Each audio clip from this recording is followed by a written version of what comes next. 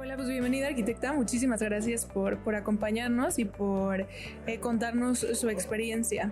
Yo personalmente quisiera preguntarle, pues somos la Comisión de Jóvenes Empresarios y tenemos muchos miedos de repente cuando iniciamos, ¿no? Yo personalmente como arquitecta, pues de repente tengo muchos miedos de cómo iniciar, cómo hacerle, y creo y he leído y he estudiado un montón sobre usted.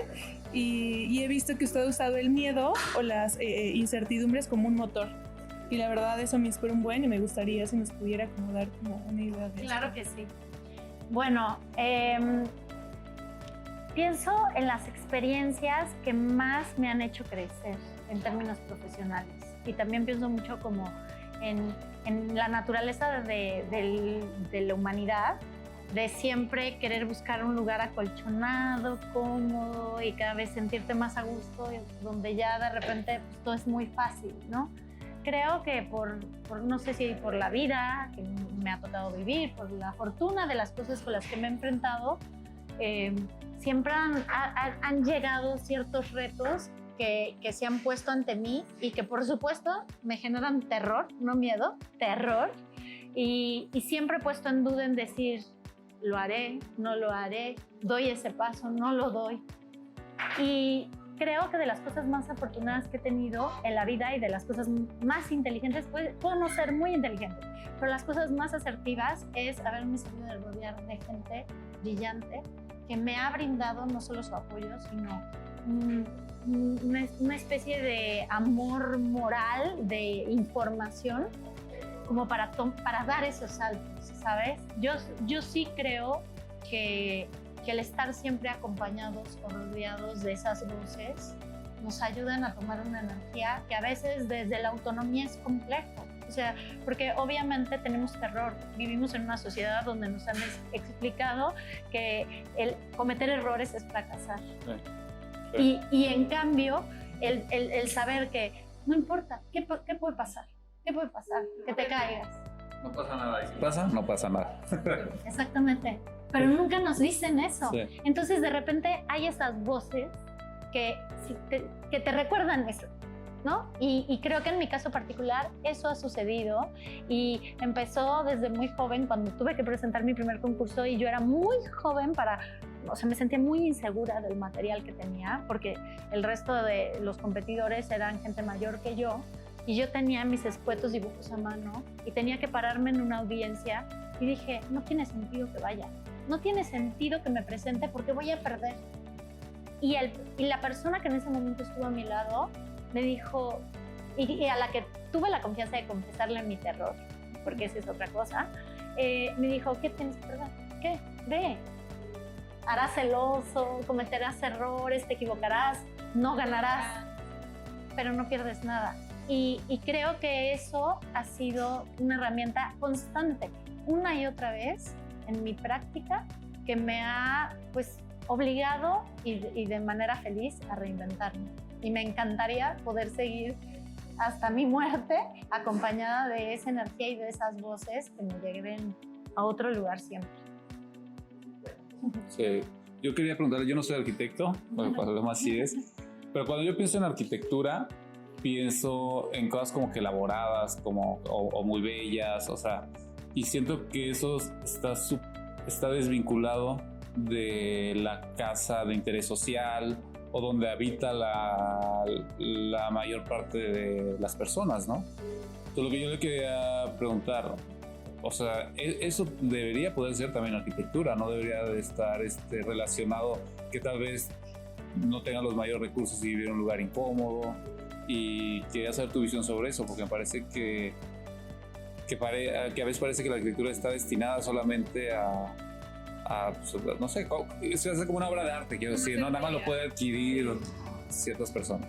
Pues mira, o sea, yo pienso que lo que dices es cierto y sin embargo, creo que si hoy vemos un departamento en la Ciudad de México de 60 metros cuadrados, que cuesta 8 millones de pesos, sí. Pues, y que es bastante miserable, de 2.30 sí. De altura, con espacios donde ni siquiera cabe una cama, baños sin ventilar y sin iluminación natural. O sea, yo me atrevería a decir que desgraciadamente hoy hay espacios que cuestan muchísimo dinero y a los que solamente tienen acceso precisamente personas con recursos que también son miserables. Sí. Y probablemente en la vivienda informal hay una belleza y una riqueza más audaz, más libre, más fresca. No en las casas Geo, definitivamente, no en esa vivienda social malinterpretada, pero sí diría que sí es muy desafortunado que no todo lo que habitamos es, desde mi punto de vista, arquitectura. Desgraciadamente, gran parte de esto es una mercancía y es un producto mercantil con el que se lucra. Y eso tiene que ver con la propiedad privada, con lo que interpretamos como riqueza, con los límites, con el poder adquisitivo, con lo que entendemos como lujo, ¿no? Sí. O sea, yo creo que el lujo hoy, pues para mí es, probablemente en una ciudad como la que habito, tener una terraza. En medio de una pandemia donde tienes que estar encerrado todo el tiempo, pues una terraza hasta de 1 metro por 2 se ha vuelto, o de 1 metro por 50 se ha vuelto el lugar más privilegiado. Y es sorprendente cómo el lujo ya dio toda la vuelta. O sea, pienso cómo era así que algo de oro, que la cama, el clima, y ahora pagas un buen por estar en Tulum, donde no va a haber nada, ni baño, ni, o sea, ya le dio toda la vuelta lujo, ¿verdad? Y para mí, por ejemplo, yo valoro el silencio, o sea, es súper difícil encontrar silencio. Por ejemplo, y la pregunta es, pues, por ejemplo, la arquitectura más poderosa es aquella que construye silencio.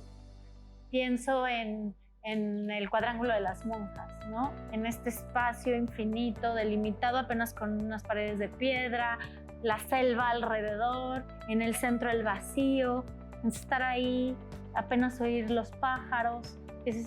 Ese es un silencio que te permite abstraerte, que te permite verte, que te permite entrar en un estado de paz, que justamente es ese límite donde el arte, el espacio, lo que habitamos está. Y regresando a eso, yo no creo que la arquitectura requiera recursos. Lo que necesita la arquitectura del siglo XXI es inteligencia. Inteligencia de cómo ejercer esos recursos. Inteligencia de decir, pues si tengo un suelo malo, ¿qué tipo de estructura tengo que poner? Si quiero tener mucha altura, ¿cuántos metros tengo que conceder para poder tener esta altura si tengo este presupuesto? Tener un exterior, pues muchas veces es menos valioso y entonces la gente no lo hace porque dice, no lo puedo vender como vendería 1 metro cuadrado construido. O sea, el valor de esta oferta, demanda de estos productos inmobiliarios han perdido de vista que que la dignidad espacial debería de ser un derecho natural, como tener acceso a la educación y como tener acceso a la vivienda y a la comida. Y se ha subestimado y creo que ese es el gran reto de nuestra práctica, el poder reinventarnos como disciplina, el entender que la arquitectura o el significado de hacer arquitectura hoy no puede ser el mismo del de hace 100 años, el que la problemática del país y del mundo que habitamos es completamente distinto al de la posguerra de 1945 o de 1960, o sea, ya el terreno no. Es otro también. Es otro lugar. Tenemos una crisis medioambiental, tenemos una crisis sanitaria que ha sido producto de todas esas malas prácticas en las que hemos incurrido como sistema. Entonces, por eso es que pongo en tela de juicio, porque si a mí me das a escoger entre una casa de estas construidas o de un departamento de estos de 8 millones de pesos, abro la ventana y tengo cara a cara a mi vecino con un patio de medio metro de distancia, sin nada de intimidad, acústica, visual, con una condición climática terrible, o una casita en un cerrito, en Milpalta, hecha de adobe, con una ventanita abriendo a ver un campo de nopales, pues yo diría, claro, prefiero la informalidad. Sí. Prefiero no tener recursos. Sí, claro. Sí, creo que mucho de la palabra que utilizas, que a mí se me hace increíble y muy certera, es que la arquitectura debería enfocarse en la dignidad espacial. Eso, ¿no? Hacer espacios dignos para el uso. creo que ahí debería de enfocarse. Y es donde yo siento que la tecnología nos ha arrebatado un poco esa responsabilidad que tenemos como humanidad, porque es muy cómoda. O sea, las tendencias de la sustentabilidad universal del OLID, por ejemplo. Si tú lees esos principios, todo es, pues que el material venga menos de 500 metros. Bueno, pues tiene lógica, ¿no?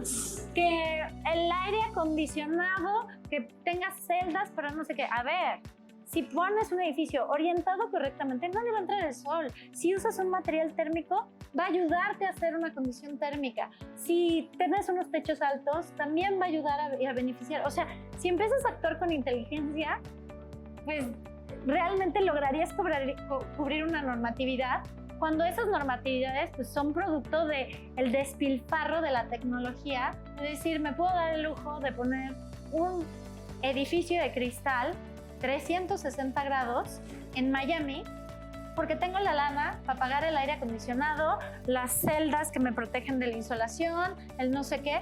Y entonces ahora sí voy a hacer ciertos principios tecnológicos verdes para que no sea tan contaminante.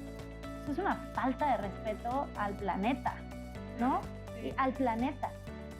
Y entonces o cambiamos esas cosas o no podemos ir a otro lugar. O sea, yo veo con mis constructores qué difícil es decirles, oye, por favor, pongamos plantas de tratamiento, reciclemos el agua, captémosla. No, pues es que tengo que hacer una cisternota y eso cuesta una fortuna y quién lo ve. Y entonces exactamente, todo es muy estético.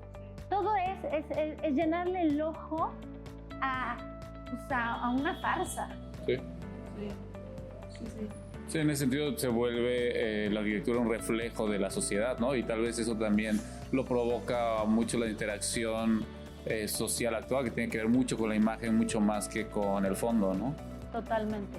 Y entrar a esos contenidos, yo creo que, estamos en este momento en una moda afortunada para el mundo, ¿no? O sea, afortunada de volver a decir, la selva, pues sí, pero y aún en Tulum, se están arrollando manglares enteros, se está destrozando la naturaleza sin decir, ok, el hombre la habita, ¿cómo la habitas? De manera inteligente, sensible, responsable.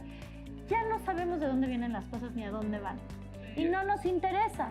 Y ahí en particular se ve, o sea, como que hay mucha selva todavía, perdón, y se ve literalmente cómo están arrancando la selva para que te sirvan para carajillos. Fingir, para fingir que estás, sí, como que se requiere demasiada responsabilidad, ¿no? Demasiada responsabilidad para... Y yo insisto en volver a poner preguntas sobre la mesa. O sea, decir, ok, la leche que me tomo, ¿no? Digo, y sin llegar a estas posiciones ultra extremas, pero decir, ¿de dónde viene esto y a dónde va? Y en el momento que empiezas a cuestionar eso, pues empiezas a gestionar acciones. Yo por eso hablo del efecto mariposa todo el tiempo y de estos pequeños injertos, ¿no? Lo mencionaba. El efecto mariposa de Freire, ¿no? De empezar a hacer estas partículas de educación a lo largo de la selva en Brasil. Y eso zumba, o sea, rezumba. Aunque empiece en estas escalas, ¿no?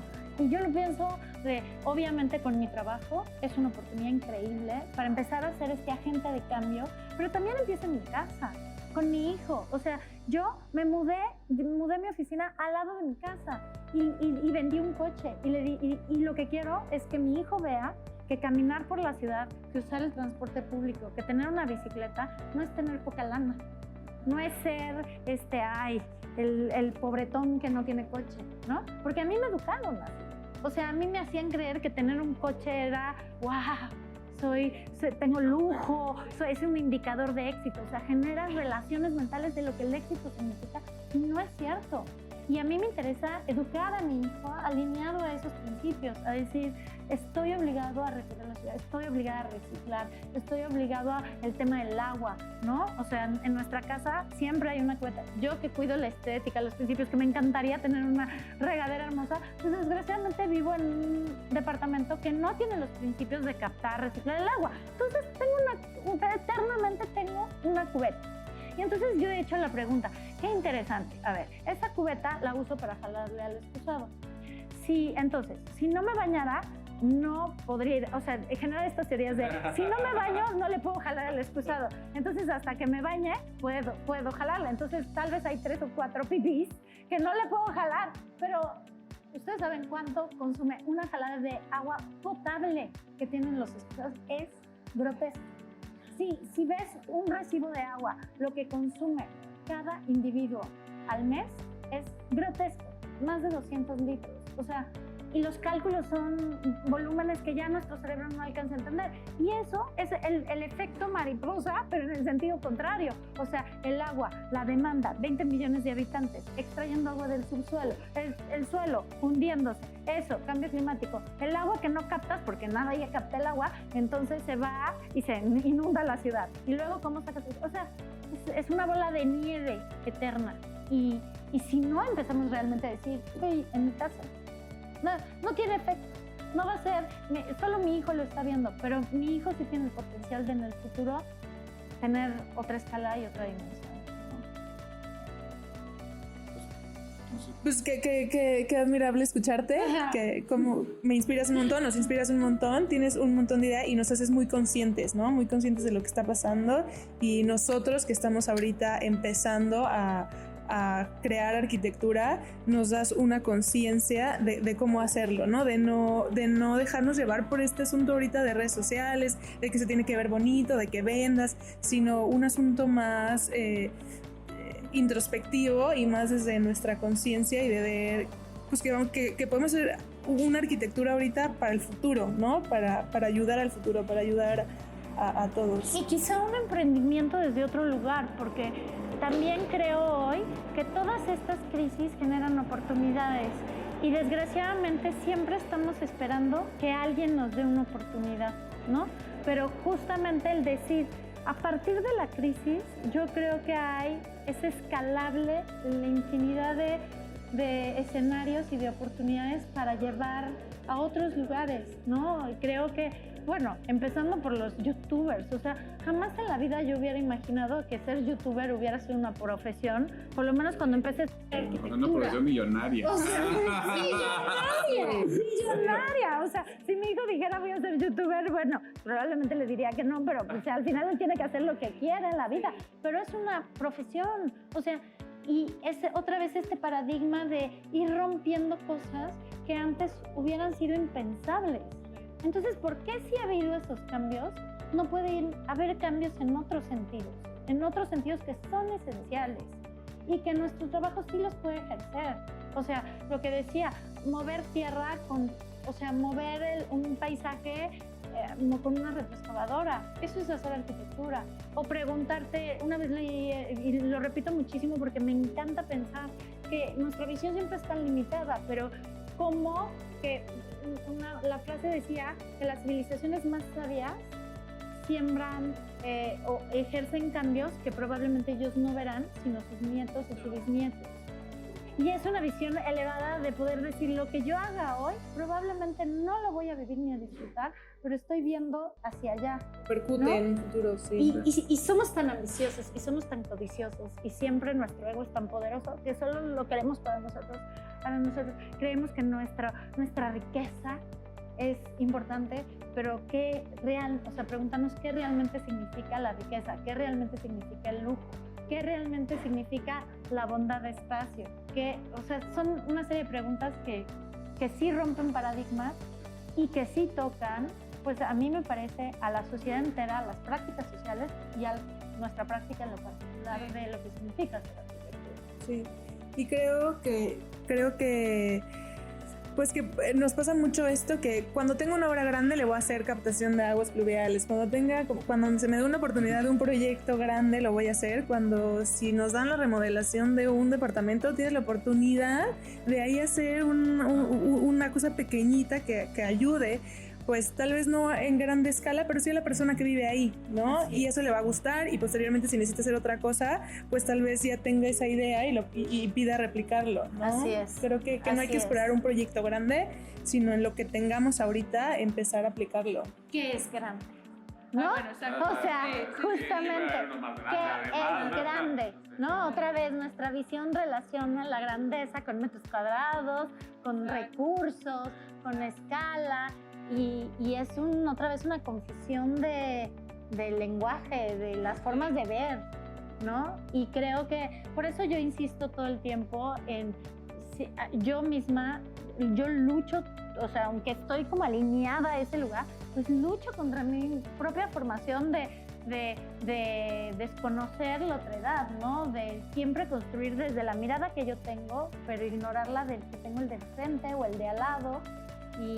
Y creo que, como dices, esos pequeños acciones minúsculas van generando una ruptura y van a ser poderosas, ¿no?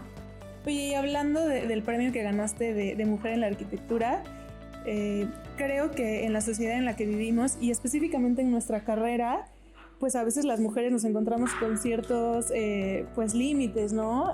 Tratar con la gente de la construcción a veces es muy difícil. Entonces, como mujer, también de repente te encuentras con esta disyuntiva de ejercer lo que la sociedad dice que cómo se puede desarrollar una mujer, cómo puede ser tener un hijo, la familia, el esposo, la casa, y creo que en esta generación particularmente pues queremos unirlos, ¿no? Queremos unir y fusionar esas partes de la mujer en la casa y la mujer profesionalmente, y la verdad me gustaría que nos platicaras pues de este premio de la mujer pues, en la arquitectura. Bueno, este premio fue gracias a que Virgi Velasco, que era quien operaba nuestras redes en ese momento, me dijo, oye, te voy a inscribir un premio. Yo la verdad es que creo que los premios son algo que por lo que no trabajas, pero cuando los recibes siempre los agradeces, por supuesto. Y creo que los agradeces porque al final son puertas que abren, porque para muchas personas o en muchos lugares significan algo que te abre la puerta para otros lugares, ¿no? Entonces yo realmente no creo que lo que haga lo hago por recibir un reconocimiento más allá del que el personaje que lo habita diga, estoy inmensamente feliz en este espacio que me dejaste, o yo misma con, logramos captar el agua, lavarla, hacer esto, logramos que la basura, logramos, ¿no? O hacemos esto, o rompimos un esquema tradicional y le dimos la vuelta. Pero bueno, ella me inscribe, además en un premio de mujeres, que la verdad es que a mí también me incomoda un poco esa historia, ¿no? Así de decir, ¿por qué tengo que competir contra puras mujeres? O sea, sí, exacto. Además de arquitectura, no son 100 metros planos, ¿no? Exacto, o sea, entiendo que en 100 metros planos, pues un güey te una sacada de este pelo y yo de ese, pero aquí, ¿por qué diablos no puedo competir contra hombres, no?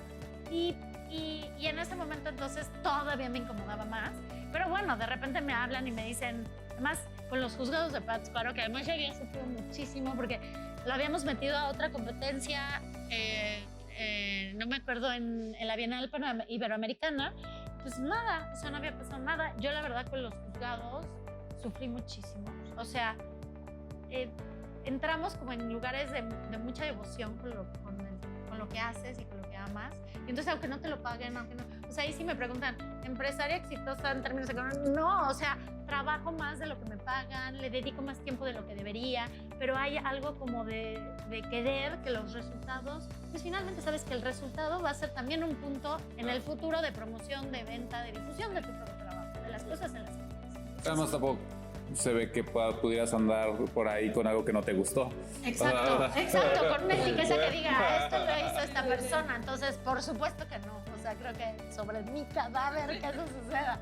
Y entonces yo estaba así cabizbaja, había sufrido mucho, había dicho no voy a volver a hacer República en mi vida, entonces es muy agotador, ¿no? O sea, a mí me extorsionaron, me amenazaron, una serie de cosas que dices, yo ni la debo ni la temo, no tengo lana, no robo a nadie, hago mi trabajo, quiero que las cosas queden bien por mi país, por miles de cosas, por mi nombre también.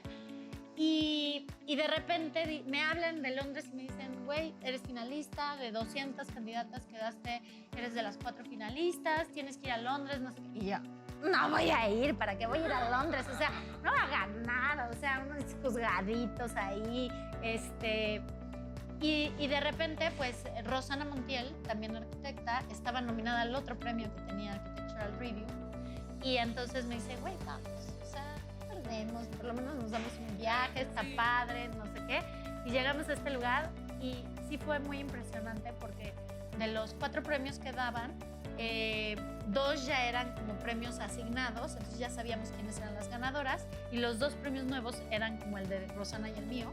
Y entonces, bueno, en las categorías en las que estábamos, y obviamente competíamos, bueno, contra una neoyorquina increíble, una china increíble, contra arquitectura, pues también distante. O sea, nosotros con nuestros trabajo de piedra, que no es peyorativo, o sea, yo creo que muy valioso, pero muy distante a una vinícola en Francia, con toda la tecnología, o sea, donde realmente los jurados son pues una pieza importante. Y al final, pues nos dieron el reconocimiento a las 2 mexicanas, que creíamos que no iba a suceder, en el momento donde además Trump había ganado la presidencia, y entonces estaba como esta voz quejándose atrás de la violencia, del racismo, del clasismo, y fue muy poderoso. Y la verdad es que, aunque, insisto, rechazo los premios de mujer, sí creo que hoy tienen una lógica de que sigan existiendo. O sea, tiene una lógica de que sigue existiendo una cuota de género que en otros momentos dirías, no hay por qué aceptarlo. Sí hay en la del hombre, o sea, hay miles de personajes que tienen posiciones que no se merecen. Entonces, ¿por qué no empezar a construir una sociedad más equitativa donde la toma de decisiones y la equidad pues, se distribuya en un equilibrio más sano, y que eso pues, vaya construyendo decisiones y un futuro equilibrado y de equidad profunda? Sí. Y específicamente en esa obra, ya para concluir, de los juzgados, me gustó mucho una respuesta que decían, pues es que es un lugar que tiene que ser muy seguro porque pues van gente que están como tienen designado alguna pena o algo así. Y contestabas diciendo, sí, pero es un lugar bonito porque a lo mejor es la última oportunidad para esa persona. Entonces tiene que ser un área digna y bonita para esa persona. Sí, ese proyecto es muy bonito. Bueno, para mí fue muy bello pensar cómo desde lo conceptual se manifiesta arquitectónicamente la libertad. O sea, si te dicen, ¿cómo representarías en términos espaciales la libertad? Porque le tienes que comunicar libertad a muchos frentes. Al personaje que es un imputado, que lo meten a la cárcel en el momento. En México la justicia opera así. Si yo digo, este señor me atacó, te meten a la cárcel. Y hasta que no se demuestre lo contrario, te sacan. Entonces hay expedientes que tienen 10 años y después de 10 años, disculpe señor, era inocente y estuviste en la cárcel, ¿no? Entonces eso es ser un imputado, es esa figura que no ha sido juzgada. El juzgado es el último momento antes de tener un juicio, o sea, de declararte o no culpable. Pero en ese lugar se acercan muchas sensibilidades, o sea, la del personaje que fue agredido, la del testigo que también está en una posición incómoda, la del imputado que puede o no ser culpable, la del juez que es de alguna manera un enemigo. O sea, a mí los jueces me decían, y a mí me avientan jitomates. O sea, las familias de los imputados me ven y me jitomatean el coche, me escupen. Y entonces decir, ¿cómo tengo que imaginar algo que articule, que sea en sí mismo un articulador y que logre arropar y recibir a todos estos personajes desde lugares distintos donde nunca se encuentren, y que a lo largo de todos esos recorridos la sensación sea de libertad? Porque además los juzgados que existen hoy pues son casitas pintadas de rojo tras unas rejas. Todo tiene rejas, todo. O sea, no puedes ir tú como visitante, no puedes ir con tu expediente y traes un guarura, un policía al lado de ti. Entonces, hasta tú como visitante te vuelves un prisionero. Sí. Entonces, cuestionar cómo interpretar la libertad justo son el tipo de conceptos que a mí me parece que construyen la audacia de hacer arquitectura, ¿no? Y entonces los juzgados en ese sentido buscan que el tránsito del imputado sea de poesía, de silencio, de relajación, de luz, de viento, que el tránsito del juez sea de intimidad, desde un lugar de resguardo, sin que nadie lo vea, que el güey del testigo pues también esté en una posición donde nadie lo agreda, donde no sienta miedo, donde esté tranquilo. Y entonces, ¿cómo haces para que eso suceda en un mismo sitio? Y ese es nuestro trabajo, ¿no? Sí. No, ya no importa si es de madera, si es de esto, si es alto, si es algo, es ¿cómo construyes libertad? Sí. Y entonces si vamos preguntando, ¿cómo construyes equidad? ¿Cómo construyes dignidad? ¿Cómo construyes silencio? ¿Cómo? Son conceptos tan abstractos que eso es lo que hace el arte. Y eso es lo que la arquitectura tiene posibilidades de construir. Pues muchísimas felicidades, arquitecta, y muchísimas gracias. Gracias a ustedes. Muchas gracias, es una inspiración para nosotros. Me parece que está haciendo mucho por mejorar y nosotros queremos imitar eso también. Muchas gracias y pues aquí en Oaxaca está su casa. Señor.